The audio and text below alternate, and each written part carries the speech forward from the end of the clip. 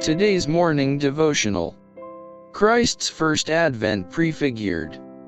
By faith Moses, when he was come to years, refused to be called the son of Pharaoh's daughter, choosing rather to suffer affliction with the people of God, than to enjoy the pleasures of sin for a season. Hebrews chapter 11 verses 24 and 25.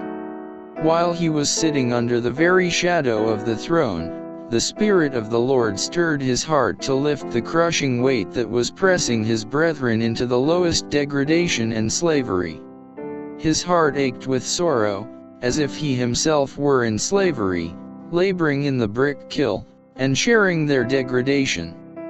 They were slaves, suffering under the cruel lash. They were a reproach and a hissing to all the Egyptians, from Pharaoh down to the lowest serf. But the Lord had singled out Moses as the one to deliver the oppressed race, and by 40 years of exile, under the discipline of God, he was prepared for the work.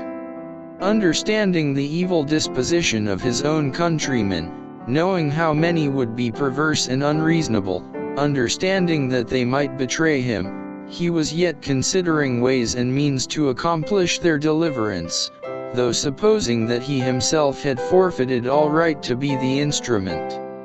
But God, in the bush which though burning was yet unconsumed by the fire, presented himself, and selected Moses as his agent. Moses was accepted as a co-worker with God. He knew that scorn, hatred, persecution, and maybe death would be his portion if he should act any part in espousing the cause of the Hebrew captives. He had stood in great popularity as the general of Pharaoh's armies, and he knew that now his name would be bandied round and falsified, but he esteemed the reproach of Christ greater riches than the treasures in Egypt. Hebrews chapter 11 verse 26. He laid down the prospect of a kingly crown, and took up the burdens of his oppressed and afflicted people.